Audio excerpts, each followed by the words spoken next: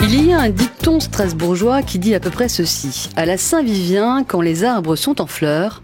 Les Tibétains font du roller. T'es sûr ? Certains. Mais si l'eurodéputé Bernd Posselt affiche sa mine des grands jours, ce n'est pas seulement en raison de la météo printanière. Non, l'eurodéputé allemand du PPE a invité les joyeux lurons d'une fanfare bavaroise bien de chez lui. Ambiance décontractée. Ça sifflote joyeusement. Ça tape du pied. Ça frappe dans les mains. À un peu plus de 2 mois des échéances électorales, M. Posselt soigne son électorat. Aux petits oignons. Mais le président Schulz pourrait bien lui grappiller quelques voix. Klingt gut hier im Hof, ne? Ja. Alfred, mach mal Foto.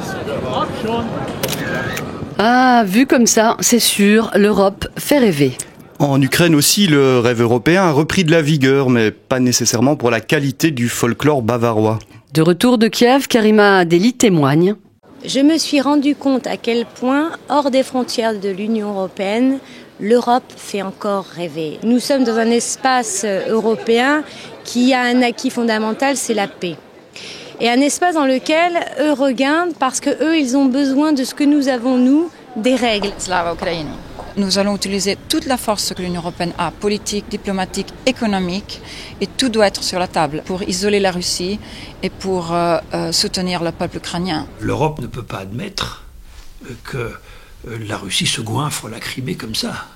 Cette position forte à l'égard de la Russie, les eurodéputés l'ont exprimée en plénière lors d'un vote. Petro Poroshenko, ancien ministre des Affaires étrangères ukrainiennes, apprécie le geste avant tout symbolique. Plus concret, un accord d'association Ukraine-Europe, politique et économique, devrait être signé sous peu. Bien qu'omniprésente, l'Ukraine n'était pas le seul dossier de la plénière. Il y avait aussi Sandrine Bélier et son rapport sur la biodiversité. Remarquez le t-shirt assorti. Le dossier Snowden ou encore un rapport d'initiative pour l'égalité homme-femme et contre les stéréotypes liés au genre. Ah, les clichés sexistes. Nous, on n'aime pas ça. Quoique... Vous les femmes, vous les chiens, vos sourires nous attirent et nous les aiment. Vous les anges, adorables, et nous sommes, nous les hommes pauvres et bien. Catherine et Liliane. À l'origine du rapport d'initiative sur l'égalité homme-femme, il y a Inès Christina Zuber. Les clichés, elle aime pas. Les inégalités entre les sexes non plus. Certes, elle a quelques positions sur la prostitution qui ne conviennent pas à tout le monde, notamment chez les Verts. Mais son rapport paraît assez consensuel. D'où la surprise de l'intéressé quand, à quelques voix près, son rapport passe à la trappe.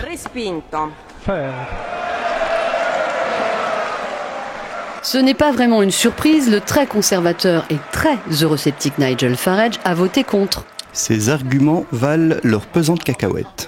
There was a big debate on this women's rights issues yesterday here, but I don't know anything about it. I don't know anything about it. I was given a voting list and I went in and pressed a button. I don't know anything about it. I don't know what any of the amendments said. I'm not qualified to speak on it. Contre également Joseph Daul. Trop amendé, trop brouillon, trop répétitif. Trop tout. C'est que ça fait le 3e rapport où on vote la même chose en 2 sessions. Sur les femmes, sur le truc reproductif, sur tout ça. Ça fait maintenant 2 sessions, 3 rapports.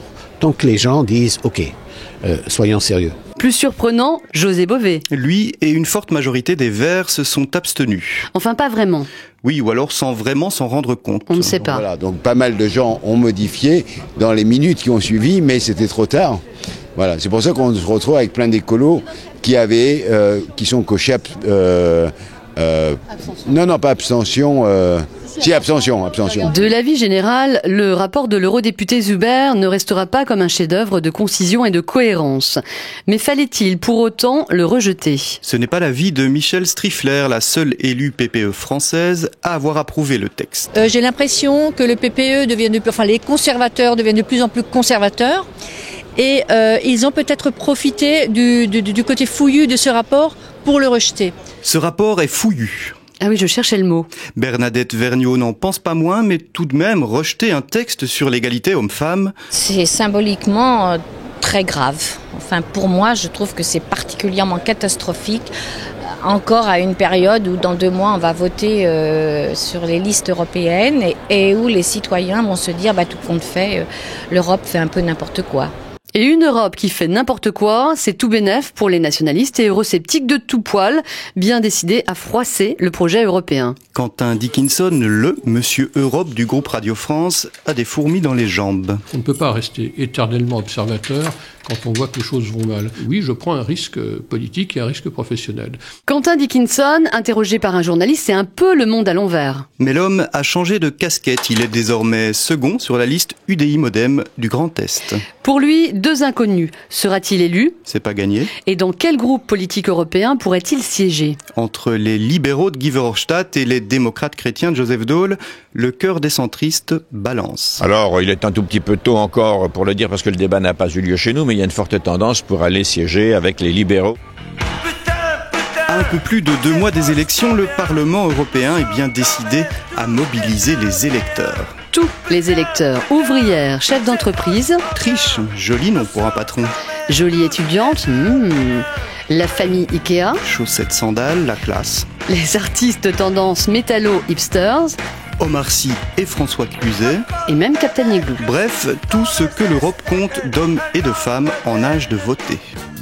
Mais en attendant les urnes, plusieurs questions restent en suspens. L'eurodéputé Jean-Luc Benamias s'est-il connecté à un autre monde ? Mais que fait Michel Polnareff au Parlement européen ? Anna Maria Corazza-Bildt sauvera-t-elle les 766 Dalmatiens ? Toutes ces questions nous brûlent et nous reviendrons.